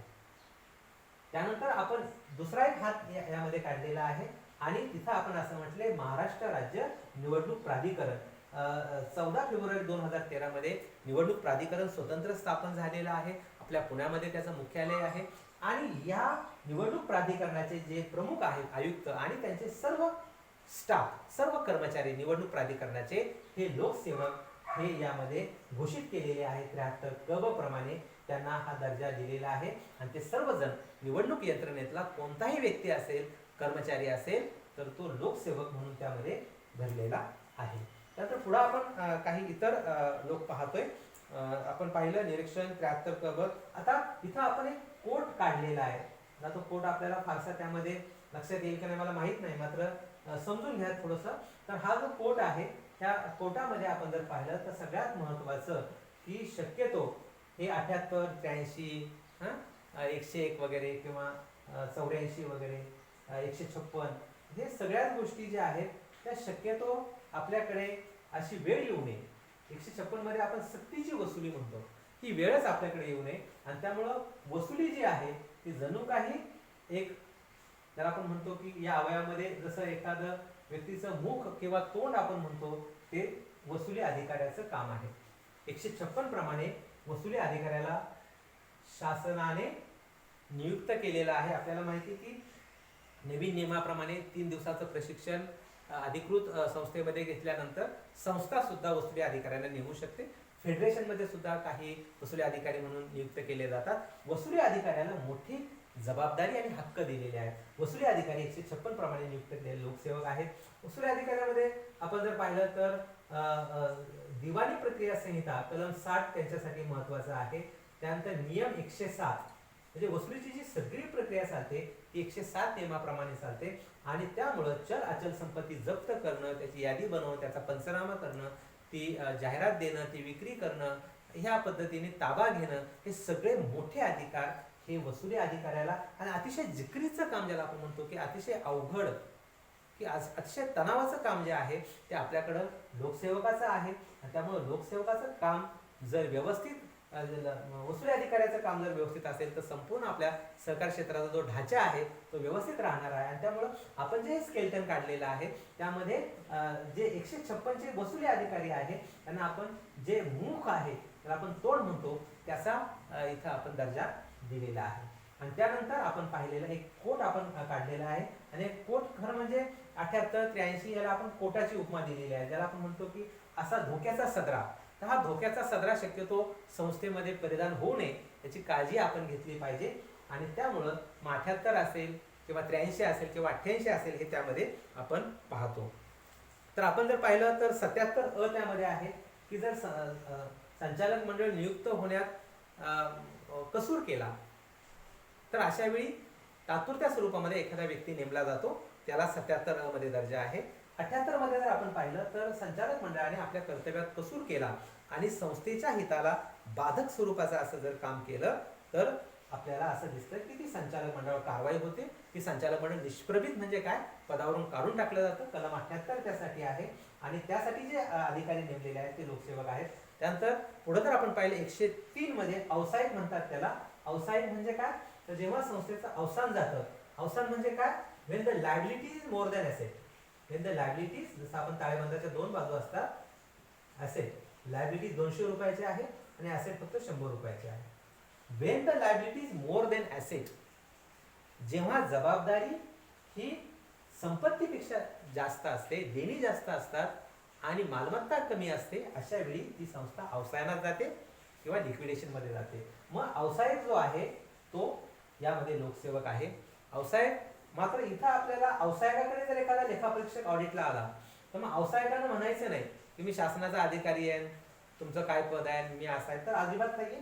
जेव्हा एखादा प्रमाणित लेखापरीक्षक व्यावसायिकाकडे जाईल आणि त्याच्याकडे दस्तऐवज मागेल, ताळेबंद मागेल, ऑडिट रिपोर्टसाठी माहिती मागेल, त्यावेळीस तो जो लिक्विडेटर आहे त्यांनी लेखापरीक्षकाच्या सूचनेप्रमाणे त्यावेळी काम करायचं आहे. असं होऊ शकतं की एखादा लिक्विडेटर सहकार अधिकारी श्रेणी 1 पदावर असेल, मोठ्या पदावर असेल. बऱ्याचदा लिक्विडेटरचं काम म्हटलं की अनेकदा आपल्याला असं दिसतं की खूप चिंतेचं काम आहे, एवढ्या संस्था मला लिक्विडेशन मध्ये दिलेल्या आहे. लिक्विडेशनचं काम तसं हे सगळं लिक्विडेशन मध्ये तुम्हाला सांगतो, एक जो नियम जर आपण पाहिला तर लिक्विडेटरकडे जो ताळेबंद असतो त्या ताळेबंदामध्ये सुद्धा लिक्विडेटरने कसं काम करावं ही सुद्धा एक प्रकारची सूचना आपण समजून घेतली पाहिजे. आपल्याला माहिती आहे साधारण ताळेबंदाच्या 2 बाजू, त्याला आपण म्हणतो कर्ज व देणी आणि जिंदगी व येणी. त्या 2 बाजूमध्ये आपल्याला माहिती आहे अधिकृत भाग भांडवल, मग असेल वसूल भाग भांडवल, त्यानंतर मग असेल निधी, राखीव व इतर निधी, मग राखीव निधी, इमारत निधी, लाभांश समीकरण, गुंतवणूक चढ उतार निधी, त्यानंतर बुडीत कर्ज निधी, नफा मिळवून काढलेला मात्र बाह्य देयता नसलेला निधी, त्यामध्ये रौप्य महोत्सव निधी असेल, त्यामध्ये भविष्य निर्वाह निधी असेल, त्यामध्ये सभासद कल्याण निधी असेल, त्यामध्ये सेवक कल्याण निधी असेल, धर्मादाय निधी असेल, अशा अनेक प्रकारचे निधी आपण आहेत. नंतर आपण जर ठेवी स्वीकारल्या असेल तर ठेवी आहेत, त्यानंतर इतर देणी आहेत, त्यानंतर नफा आहे आणि त्यानंतर आपण एकूण या देणे बाजूला आहे. तसं आणि येणे बाजूला जर आपण पाहिलं, जिंदगी येणे बाजूला सगळ्यात सुरुवातीला रोख शिल्लक आहे, त्यानंतर बँकेच्या चालू ठेव आणि बचत ठेवीतल्या शिल्लक आहेत, त्यानंतर आपण भागाची गुंतवणूक वेगळ्या ठिकाणी, आपण अनेक ठिकाणी सभासद झालेलो आहोत. उदाहरणार्थ फेडरेशन असतं, जिल्हा मध्यवर्ती बँक असते, संस्था त्यामध्ये, तर भागाची गुंतवणूक त्यानंतर येते, त्यानंतर मुदत ठेवीची गुंतवणूक येते, त्यानंतर आपण पाहतो की कर्ज वाटप त्यानंतर येतं, तारणी विनातारणी कर्ज वाटप, आणि कर्ज वाटप जे आहे त्यानंतर मालमत्ता येते. मालमत्तेमध्ये जर आपण पाहिलं तर चल आणि अचल संपत्ती त्यामध्ये येते, त्यानंतर तोटा येतो आणि त्यानंतर एकूण. आता आपण पाहतोय की समजा एखाद्या संस्थेवर व्यावसायिक नेमलेला आहे, लिक्विडेटर नेमलेला आहे. आता लिक्विडेटरची साधी व्याख्या आपण पाहिली की संस्थेचं अवसान जातं. व्यावसायिक का नेमतात? संस्थेचं अवसान जातं. तर व्यावसायिक का नेमला जातो की ज्यावेळी ही जी देणी आहे ती समजा 2000 रुपये आहेत आणि मालमत्ता फक्त 1000च रुपये आहे. मग लोकांच्या ठेवी देता येत नाही, लोकांची देणी भागवता येत नाही, शेअर कॅपिटल परत करता, अशा वेळी ज्या व्यावसायिकाची एंट्री होते त्या व्यावसायिकानं काम करताना कसं करावं, तर सगळ्यात पहिली अशा पद्धतीने त्यांनी काम करावं आणि देणी कशी भागवावी, तर अशा पद्धतीने भागवावी. हा जो रो आहे, बाण आहे, तो खूप काळजीने लक्षात घ्या, कारण बरेच लोक व्यावसायिक म्हणून प्रशासक म्हणून काम करतायत. तर सगळ्यात सुरुवातीला व्यावसायिक नियुक्त केल्यानंतर त्यांनी ज्याला आपण तो लिक्विड असेल, त्याला म्हणतो द्रवरूप मालमत्ता, लिक्विड आणि अनलिक्विड. म्हणजे द्रवरूप मालमत्ता जी ज्याला आपण म्हणतो की खुळखुळा कसा असतो, आपल्याला लगेचच चलनाच्या रूपामध्ये त्याचं रूपांतर करता येतं. आणि त्यामुळे सगळ्यात सुरुवातीला व्यावसायिकाने काम करताना रोख शिल्लक, बँक शिल्लक, तर भागाची जी गुंतवणूक ती मिळवण्याचा प्रयत्न करावा, ज्या बँकांमध्ये मुदत ठेवीच्या पावत्या केल्या त्या मोडण्याचा प्रयत्न करावा, त्यानंतर कर्ज वसुलीवर भर दिला पाहिजे आणि नंतर मग मालमत्ता जी असेल अचल संपत्ती विकली पाहिजे आणि देणी भागवताना सगळ्यात सुरुवातीला इतर देणी भागवली पाहिजे, त्यानंतर ठेवी लोकांच्या दिल्या पाहिजेत आणि नंतर मग वसूल वगैरे ज्याला आपण म्हणतो की लोकांचे जे शेअर्स असतात ते परत केले पाहिजेत. आता इथं काम करताना असं व्यावसायिकाला अजिबात अधिकार नाहीये की अरे की चला अचल संपत्ती मी विकून टाकतो, चला मी व्यावसायिक आहे, सगळ्यात सुरुवातीला बाजारभावाप्रमाणे जमिनीची एवढी किंमत आहे, इमारतीची, संस्थेची ही मालमत्ता विकतो आणि देणी भागवतो, अजिबात नाही. सगळ्यात सुरुवातीला रोख शिल्लक ही जी तरल संपत्ती आहे ती आपण सगळ्यात सुरुवातीला मोडली पाहिजे, त्यानंतर आपण कर्ज वसूल केली पाहिजे, मुदत ठेवीच्या पावत्या आपण, त्यानंतर आपण देणी भागवली पाहिजे. तर अशा पद्धतीने व्यावसायिक जो आहे तो त्यामध्ये महत्वाचा भूमिका बजावतो. त्यानंतर रेकॉर्ड जप्त करण्यासाठी कलम 80 प्रमाणे आपण पाहतो की बऱ्याचदा एखाद्या संस्थेचं दप्तर जे आहे त्यामध्ये गिरवागिरव खाडाखोड वगैरे होण्याची भीती आहे किंवा नष्ट होण्याची भीती आहे असं जर सन्माननीय निबंधकांना वाटलं तर ते रेकॉर्ड जप्त केलं जातं. मग रेकॉर्ड जप्तीसाठी आपल्याकडे जो व्यक्ती येतो, रेकॉर्ड जप्तीसाठी तो शासनाचा अधिकारी असेल किंवा निबंधकाने प्राधिकृत केलेला कोणताही अधिकारी असेल, तो अधिकारी सुद्धा लोकसेवक आहे असं यामध्ये नमूद केलेलं आहे कलम 161 मध्ये. त्यानंतर पुढे जर आपण पाहिलं कलम 83 मध्ये संस्थेची चौकशी होते. आता संस्थेची चौकशी या कारणासाठी होते की पहिलं म्हणजे एक निबंधक स्वतः सुमोटो त्याला आपण म्हणतो संस्थेची चौकशी करू शकतात. त्यानंतर कलम 83 बद्दल जर बोलायचं झालं तर दुसरा मुद्दा आहे की 1/5 सभासदांनी मागणी केल्यास. कलम 83 बद्दल जर आपण बोलायचं झालं तर काय म्हटलंय पहा.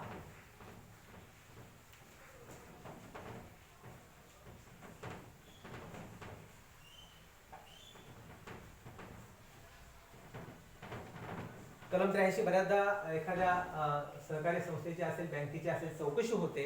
त्यामुळे कलम 83 हा चौकशी अधिकारी जो आहे तो लोकसेवक आहे. चौकशी अधिकारी हा लोकसेवक आहे. आता चौकशी संस्थेची केव्हा होते? सगळ्यात सुरुवातीला निबंधक स्वतः चौकशी करू शकतात. निबंधकांना तो अधिकार आहे. स्वतःहून चौकशी करू शकतात. दुसरं आहे की 1/5 सभासदांनी मागणी केलेली आहे. म्हणजे संस्थेचे 100 सभासद असतील, साधारणपणे 20 सभासदांनी निबंधकाकडे लेखी मागणी केलेली असली की सदर संस्थेची चौकशी व्हावी किंवा सदर बँकेची चौकशी व्हावी. आणि त्यानंतर तिसरा जो मुद्दा आहे की 81 प्रमाणे जे वैधानिक लेखापरीक्षक आहेत, जे प्रमाणित लेखापरीक्षक आहेत, त्यांनी जर अशा पद्धतीची मागणी केलेली असेल आणि त्यानंतर त्यांचा अहवाल 81(5)(ब) प्रमाणे त्यांनी जर निबंधकांना सादर केलेला असेल तर चौकशी अधिकारी हे नेमले जातात. चौकशी अधिकारी लोकसेवक आहेत. यासाठी इन्क्वायरी ऍक्ट स्वतंत्र आहे आणि त्या ऍक्ट प्रमाणे चौकशी अधिकाऱ्यांना काम करायचं आहे. आपला अहवाल जो आहे चौकशी अधिकाऱ्यांना साधारणपणे 6 महिन्याच्या आत सादर करायचा आहे. त्यानंतर प्रशासक जरी नेमला तर त्यांना सुद्धा आपल्याला, तर आपण परिसमापक हा जो आहे लिक्विडेटर आता आपण पाहिलं तर लिक्विडेटरला मात्र जास्तीत जास्त लिक्विडेटरमध्ये 2 आदेश निघू शकतात. एक अंतरिम आहे आणि दुसरा जो आहे तो दुसरा अंतिम आदेश आहे. अंतरिम आदेशामध्ये साधारणपणे लिक्विडेटरनं संस्थेत जायचं आहे, प्रशासकानं संस्थेत जायचं आहे, पाहणी करायची आहे आणि सूचना करायच्या योग्य त्या आणि दैनंदिन कामकाजामध्ये पाहणी करायची आहे. आणि अशा वेळी अंतरिम आदेश काढल्यानंतर संचालक मंडळ काम करत असतं. मात्र अंतिम आदेश 6 महिन्यानंतर साधारणतः निघतो. अंतिम आदेश काढल्यानंतर मात्र संचालक मंडळाची ज्याला आपण म्हणतो की संचालक मंडळाला आपला राजीनामा, त्याला आपण म्हणतो की संचालक मंडळाचं अस्तित्व त्यामध्ये नष्ट होतं आणि जो अधिकार असतो तो त्या प्रशासकाला किंवा व्यावसायिकाकडे जात असतो आणि त्यामुळे किंवा त्याला आपण म्हणतो परिसमापक व्यावसायिकाकडे तो सर्व अधिकार जात असतो. आता इथं मात्र त्याला जास्तीत जास्त मुदत 6 वर्षांची दिलेली आहे आणि त्यानंतर इतर बाबतीमध्ये अतिशय अशक्य आहे का 6 वर्षात काम करणं, तर निबंधकांच्या आदेशाने पुढील साधारणपणे 4 वर्ष म्हणजे 10 वर्षाच्या आत संपूर्ण कामकाज हे संपवायचं आहे अशी यामध्ये जबाबदारी ही व्यावसायिकाला दिलेली आहे. आणि 110(अ) प्रमाणे आपण जर पाहिलं कलम 88 प्रमाणे कलम 84 जर त्यामध्ये आपण पाहिलं तर समजा एखादी संस्था आहे आणि त्या संस्थेची तक्रार आलेली आहे आणि मग तक्रार धनकोची असेल. धनको म्हणजे कोण? क्रेडिटर. समजा आता विकास संस्था असेल तर मग क्रेडिटर कोण होईल? तर जिल्हा मध्यवर्ती बँक होईल.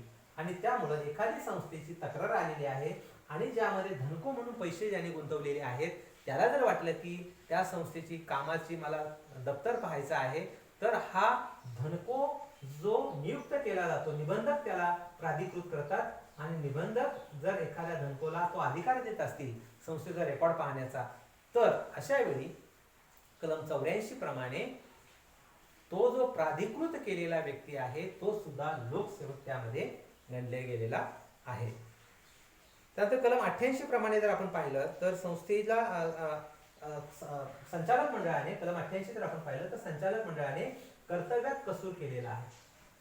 कर्तव्यात कसूर केल्यामुळे संस्थेला काय झालेलं आहे तर मोठी हानी झालेली आहे किंवा संस्थेच्या हिताला बाधा आलेली आहे. आणि अशा वेळी आपण काय करतो की संस्थेचे संचालक मंडळाची जी वैयक्तिक मालमत्ता आहे ती वैयक्तिक मालमत्ता आपण त्यातून आपली हानी भरून काढतो आणि त्यामुळं कलम 88 प्रमाणे जर एखाद्या व्यक्तीला नियुक्त केलं तर तो सुद्धा लोकसेवक आहे. मग कलम 88 मध्ये समजा की एखाद्या लेखापरीक्षकाचा अहवाल असेल किंवा 83 प्रमाणे चौकशी झालेली असेल तर कलम 88 प्रमाणे एखादा व्यक्ती नियुक्त केला जातो. आता हे सगळं आपण जर पाहिलं तर आपण 73 अ ब मध्ये असं म्हटलेलं आहे 2000 साली की संस्थेच्या कामकाजास कृती व अकृतीस समिती वैयक्तिक आणि सामूहिक जबाबदार आहे.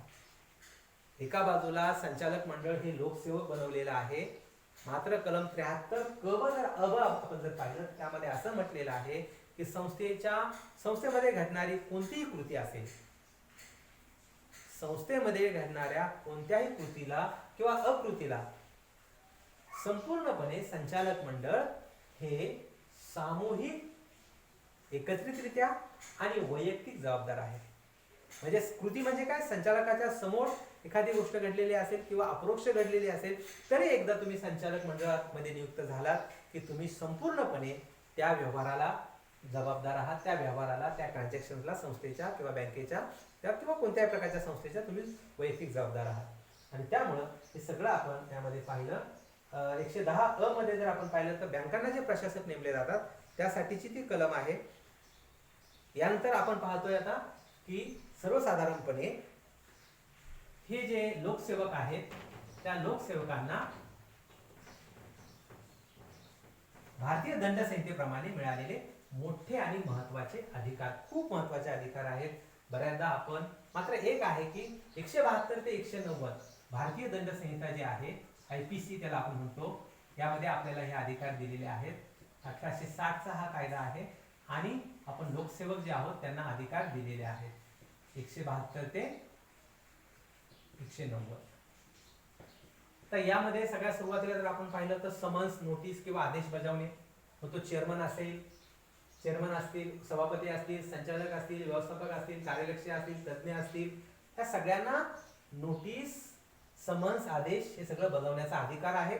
आणि त्याला कुणी टाळाटाळ केली, कुणी प्रतिबंध केला तर त्याच्यावर 6 महिन्यापर्यंत कैदेची शिक्षा आणि 500 रुपये दंड, अशा पद्धतीने ही बहुतांशी कलम जी 172 ते 190 पर्यंत जी आहेत ती साधारणपणे 6 महिन्यापर्यंतची शिक्षा किंवा 500 ते 2000 पर्यंत त्याला दंड आहे.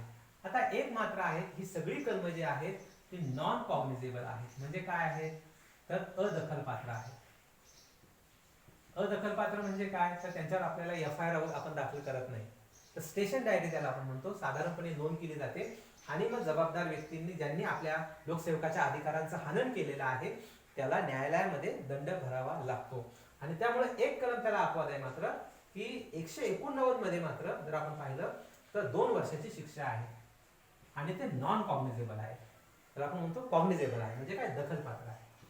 दखलपात्र त्याला बनवलंय आणि ते कलम हे अतिशय महत्वाचं असल्यामुळं त्याला 2 वर्ष शिक्षा. तर एरवी सर्व कलमांना समोरच्या व्यक्तीला लोकसेवकाच्या अधिकारांचं जर हनन झालं तर त्याला 6 महिन्यापर्यंतची शिक्षा किंवा दंड होऊ शकतो. आता आपण सगळ्यात सुरुवातीला हे पाहत असताना लोकसेवक म्हणून आपण अधिकार बजावत असताना सगळ्यात पहिले एक लक्षात घ्या की समोरचा व्यक्ती ज्याच्यावर आपल्याला कारवाई करायची आहे तो कॉम्पिटंट म्हणजे काय, पात्र असला पाहिजे. उदाहरणार्थ आपण नोटीस दिलेली आहे कर्जदाराला, पण कर्जदार तिथे नाहीये, त्यांचा जावई चुकून 10 वर्षातून त्या घरी आलेला आहे. जावयाला जर आपण नोटीस बजावली, त्याला काही माहित नाही सासऱ्याने काय उद्योग केलाय, आणि अशा वेळी जर आपण कॉम्पिटंट किंवा एखादी 80 वर्षाची वृद्ध महिला आहे किंवा एखादं 10 वर्षाचं बाळ तिथं खेळतंय आणि त्याला जर नोटीस दिली आणि म्हटलं की दिली नोटीस, तर ते ग्राह्य नाहीये. त्यामुळं ज्याला आपण नोटीस बजावताय तो कॉम्पिटंट असावा आणि लोकसेवक म्हणून अधिकार गाजवताना तो व्यक्ती स्वतः सुद्धा पात्र असावा. उदाहरणार्थ समजा वसुली अधिकारी असेल, तो वसुली अधिकाऱ्याला आपल्याकडं जिल्हा उपनिबंधकांच्या सहीने आदेश निघतो, तो आदेश असला पाहिजे. 3 दिवसाचं प्रशिक्षण त्यांचं झाल्यावर तो आदेश येतो आणि त्यामुळं प्रॉपर पद्धतीने किंवा फेडरेशनचं प्रॉपर त्याच्याकडे आयडेंटिटी कार्ड पाहिजे, त्याचं प्रॉपर ट्रेनिंग झालं पाहिजे.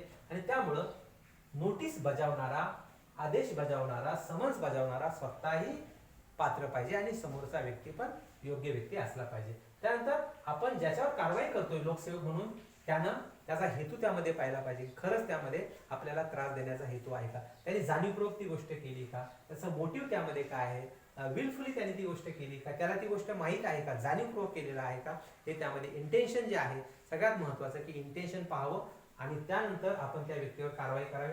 अन्यथा त्यामध्ये जर इंटेन्शन नसेल तर आपल्याला त्यामध्ये अडचणी येऊ शकतात. त्यामुळं आपण पाहिलं की मोठे अधिकार त्यामध्ये दिलेले आहेत. त्यानंतर 172 ते 174 मध्ये आपण पाहिलं समन्स, नोटीस, आदेश. 175 मध्ये आपल्याला दस्तऐवज जर एखाद्या लोकसेवकाला सादर केला नाही तर कारवाई करता येते समोरच्या व्यक्तीवर. 176 प्रमाणे लोकसेवकाला माहिती पुरवण्यास समोरच्या व्यक्तीने टाळाटाळ केली तर त्या व्यक्तीवर आपल्याला कारवाई करता येते. 177 मध्ये आपल्याला खोटी माहिती जर लोकसेवकाला दिली, लोकसेवक म्हणजे जे आपण सगळे डिस्कस केलेले आहेत, जर खोटी माहिती दिली तर कारवाई करता येईल. 178 प्रमाणे सत्य कथन, शपथ घेण्यास नकार. 178 मध्ये समजा लोकसेवकाने समोरच्या व्यक्तीला सांगितलं की प्रतिज्ञापूर्वक मला हे लिहून दे सत्य कथन, तर त्यांनी नकार दिला तर त्याच्यावर कारवाई होईल. 179 प्रमाणे प्रश्नाला उत्तर न देणे. लोकसेवक समोरचा कोणताही व्यक्ती असेल, मग तो कोणताही मोठा अधिकारी जरी असला तरी चालेल. उदाहरणार्थ समजा एखादा वसुली अधिकारी असेल आणि तो समोरच्या व्यक्तीकडे गेला, समोरचा व्यक्ती माननीय उपजिल्हाधिकारी आहे, तर असं काही नाही की बाबा मी वसुली अधिकारी संस्थेचा आहे मग मी त्यांच्या कार्यालयात जाऊन त्यांना कसं काय पार्टी बनवू, त्यांना कसं काय नोटीस देऊ. तर इथं तुम्ही प्रमुख असता, अधिकार तुम्हाला दिलेले आहेत आणि त्यामुळं जर प्रश्नाला उत्तर देण्यास लोकसेवकाने टाळाटाळ केली लोकसेवकाच्या तर 179 प्रमाणे समोरच्या व्यक्तीवर कारवाई करू शकता. 180 प्रमाणे कथन स्वाक्षरीमध्ये सादर, एखादं कथन म्हणजे स्टेटमेंट आहे आणि तुम्ही सांगितलं याच्यावर सही करा आणि समोरच्या व्यक्तीने नकार दिला, कारवाई होऊ शकते. 181 प्रमाणे एखाद्यानं खोटं सत्यकथन, खोटं प्रतिज्ञापत्र किंवा खोटं काहीतरी आपल्याला लिहून दिलं, त्याचं पालन केलं नाही तर ते कारवाई होईल. 182 मध्ये त्रास होईल अशी माहिती, लोकसेवकाला त्रास होईल अशी माहिती जर दिली, उदाहरणार्थ किंवा एखाद्या व्यक्तीला आपण शोधायला चाललोय, त्याला नोटीस द्यायची आणि तो समोरचा व्यक्ती काय सांगतो, हा ते असं का, हो ते आता नाशिकला नाही राहत, ते संगमनेरला राहतात, ह्या पत्त्यावर. आपण संगमनेरला गेल्यानंतर कळतं की त्या पत्त्यावर कुणी नाहीये, तो व्यक्ती नाशिक मध्येच राहतो. तात्पर्य असं की समोरचा व्यक्ती अशा पद्धतीनं त्रास देण्याचं वर्तन, मग तो लेखापरीक्षक असेल किंवा चौकशी अधिकारी असेल, या लोकांना किंवा निबंधकांचे अधिकारी असतील, यांना जर त्रास कुणी दिला तर त्यांच्यावर कारवाई होईल. 183 प्रमाणे समजा हे प्युअरली वसुली अधिकाऱ्यांसाठी आहे की एखादा वसुली अधिकारी मालमत्ता जप्त करण्यासाठी गेलेला आहे आणि त्याला समोरच्या व्यक्तीने प्रतिकार केलेला आहे, मात्र आपण सर्व यंत्रणा राबवली पाहिजे, योग्य यंत्रणा, कायदेशीर यंत्रणा, आणि अशा वेळी वसुली अधिकाऱ्याला पोलीस चौकीमध्ये जाऊन, ज्याला आपण म्हणतो की नॉन कॉग्निझेबल, स्टेशन डायरीमध्ये अदखलपात्र गुन्हा नोंदवता येईल. त्यानंतर 185 मध्ये जर आपण पाहिलं, 184 मध्ये मालमत्ता विक्री अटकाव, म्हणजे ज्याला आपण म्हणतो की सर्व प्रक्रिया आपण राबवलेली आहे आणि आता वसुली अधिकारी प्रत्यक्ष मालमत्तेची विक्री करतो. वसुली अधिकारी हा निबंधकांच्या वतीने नियुक्त झालेला आहे आणि त्यामुळे 158, 161 त्यांना अधिकार आहेत आणि त्यामुळे 184 प्रमाणे काम करताना जर अशा पद्धतीनं वसुली अधिकाऱ्यांच्या संबंधित हा मुद्दा आहे की कोणी विरोध केला, विक्रीच्या वेळी एखादा अपात्र असताना मुद्दाम जाणीवपूर्वक तो बोली बोललेला आहे, ऍक्च्युली तो अपात्र आहे, अशा वेळी त्याच्यावर कारवाई होईल. 186 मध्ये जो लोकसेवक आहे तो आपलं कर्तव्य पार पाडतोय आणि अशा वेळी त्याला अडथळा करणे, खूप मोठा 186 कलम आहे. त्या सगळ्या बाबतीमध्ये 6 महिन्याची शिक्षा आणि महिन्यापेक्षा किंवा 500 ते 1000 रुपये दंड त्यामध्ये आहे. आणि त्यामुळे एखादा लोकसेवक आपलं कर्तव्य पार पाडताना त्याला अडथळा निर्माण केला एखाद्याने, मग इतर सर्व जे आपण लोकसेवक आपण नमूद केलेले आहेत, तर अशा वेळी त्या व्यक्तीवर कारवाई होईल. त्यानंतर 187 मध्ये लोकसेवकाला सहाय्य न करणे, तो एक गुन्हा मानलेला आहे. 188 मध्ये मालमत्ता ताब्यात घेण्यास, हे वसुली अधिकाऱ्यांसंबंधी आहे, मालमत्ता ताब्यात घेण्यास समोरचा व्यक्ती, गावातला व्यक्ती असेल, शहरातला असेल, आपल्याला अटकाव करतो. 189 मध्ये एक महत्वाचा कलम इथं आलेला आहे की त्याला 2 वर्षाची शिक्षा आहे. 189 आणि ते काय आहे की एखादा लोकसेवक त्याची कर्तव्य बजावत असताना त्याच्या कामामध्ये विलंब व्हावा, उशीर व्हावा म्हणून मन वळविणे. मन वळविणे म्हणजे आपल्याला माहिती आहे काहीतरी चिरीमिरीचा शब्द आपण त्यामध्ये आपण ऐकलं असेल की अशा पद्धतीनं त्याचं मन वळविणे, त्याच्यावर कुठला दबाव आणणे, यासाठी 189 आणि यामध्ये मोठी शिक्षा सर्वात जास्त आहे. एरवी सर्व कलमांना जर आपण पाहिलं तर शिक्षा 6 महिन्यापर्यंत आहे, तर 189 मध्ये 2 वर्षाची शिक्षा आहे. तो जामीन पात्र आहे गुन्हा आणि त्यामुळे त्या व्यक्तीला 2 वर्षाची शिक्षा आहे.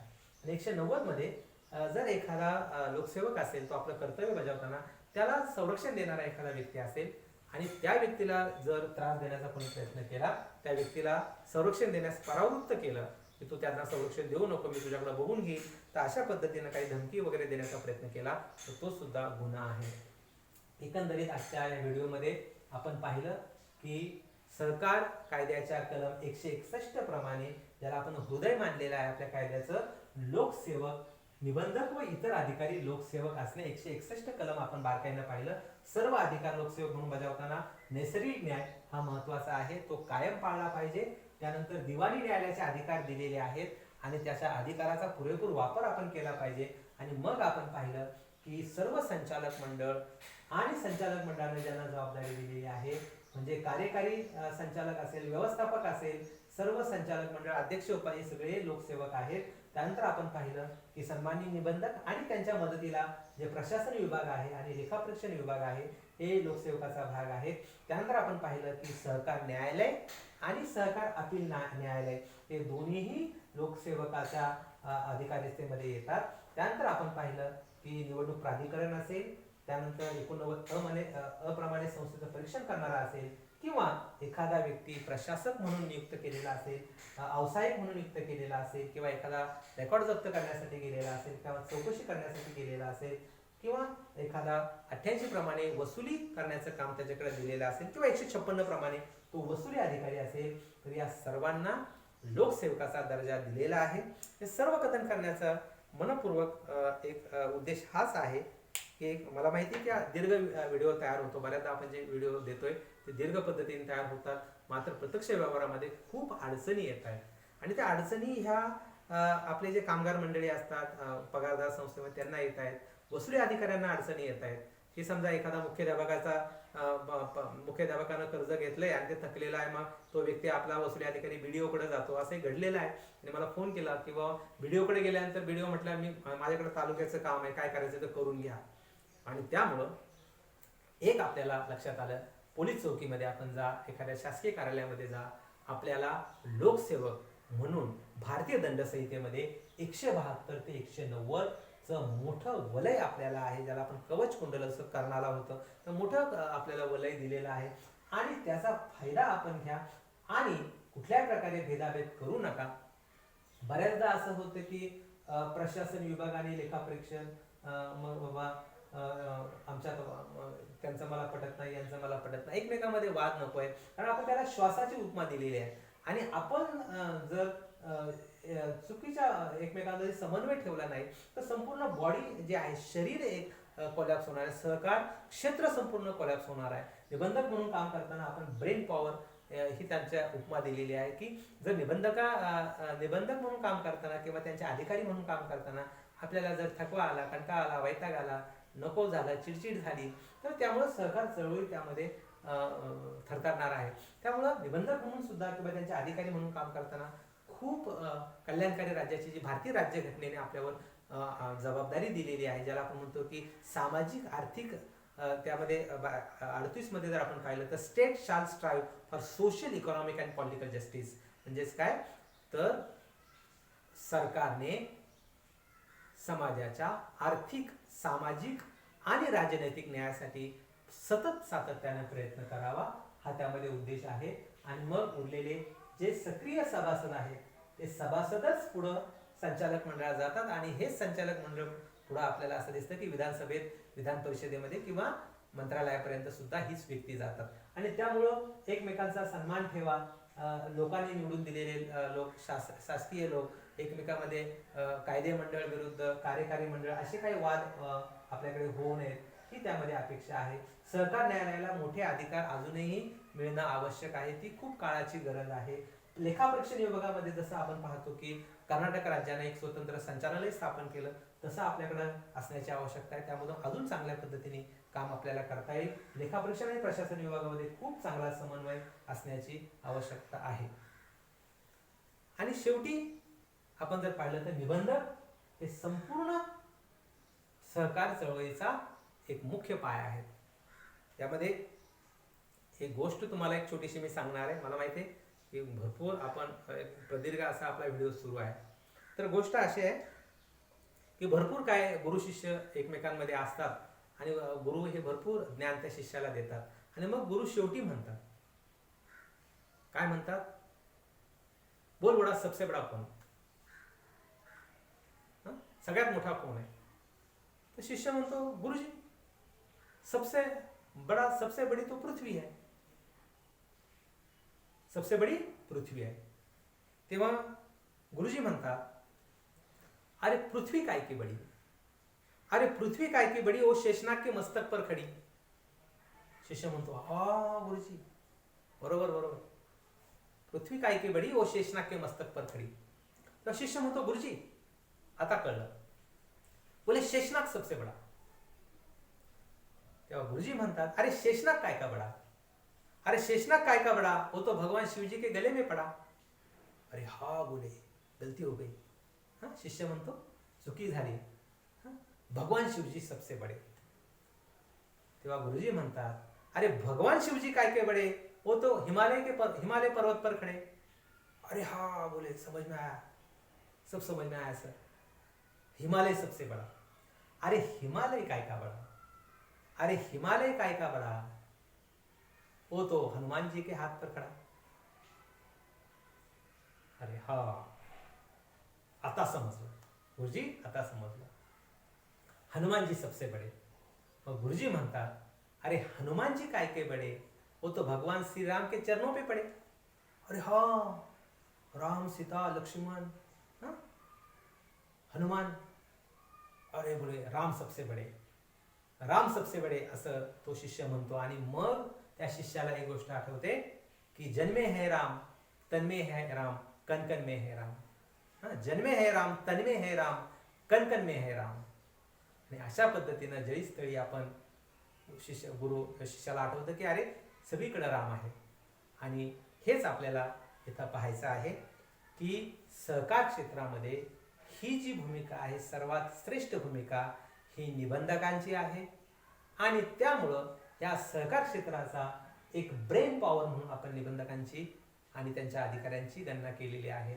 आणि मग ते लेखापरीक्षक असेल किंवा प्रशासन असेल तर आपण सर्वांनी ताकदीनं काम करावं आणि सहकार चळवळीला मोठं योगदान द्यावं, ही तुम्हाला मी हार्दिक शुभेच्छा देतो. ज्याप्रमाणे याच्या आधीचा व्हिडिओ आपण अतिशय बारकाईनं पाहिलात, खूप त्यामध्ये लाईक्स केल्यात आणि खूप आवडला, तशाच पद्धतीनं हा व्हिडिओ आपण पाहावा, ऐकावा, आपले सर्व संचालक मंडळाला तो द्यावा.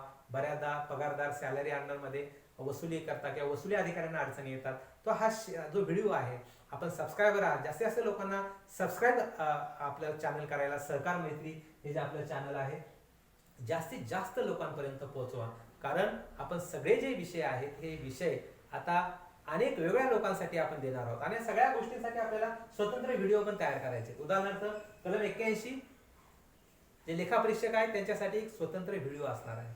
मग लेखापरीक्षकांचे हक्क काय, कर्तव्य काय, कलम 81 काय, कलम 69 काय आहे, त्यामध्ये त्याला म्हणतो विशेष अहवाल काय आहे, विशेष अहवालामध्ये पण प्रशासकीय अहवाल काय आहे, ज्याला आपण म्हणतो की फौजदारी युक्त विशिष्ट अहवाल, स्पेसिफिक रिपोर्ट, स्पेशल रिपोर्ट काय आहे, त्यामध्ये काय मुद्दे असावेत, काय मुद्दे नसावेत, हे सुद्धा आपण आता याच्यानंतरचा मुद्दा आपण तोच व्हिडिओचा बनवणार आहोत की लेखापरीक्षण अहवाल जो आपण बनवतो आणि त्यामध्ये अफरातफरीचा अहवाल किंवा आपण म्हणतो की प्रशासकीय अहवाल आणि फौजदारी युक्त अहवाल यामध्ये काय फरक आहे. आणि हा पुढचा व्हिडिओ असणार आहे. आपल्याला हात जोडून कळकळीची नम्र विनंती आहे की आपला हा जो व्हिडिओ आहे तो जास्तीत जास्त लोकांपर्यंत जाऊ द्या. मला एक गोष्ट माहिती आहे की आपण व्हिडिओ काढताना इतर ठिकाणी जसे 5 मिनिटं 7 मिनिटाचे काढतात तसे आपण काढत नाहीये. मला हे पण माहिती आहे की बऱ्याचदा आपल्या बोर्डवर फारसं आधुनिक यंत्रसामुग्री आपण वापरत नाहीये, पण काही काळासाठी मला त्यासाठी क्षमस्व करा. पण जे काही व्हिडिओ असतील ते शांतपणे ऐका आणि प्रत्यक्ष व्यवहारामध्ये ह्या व्हिडिओचा वापर करा.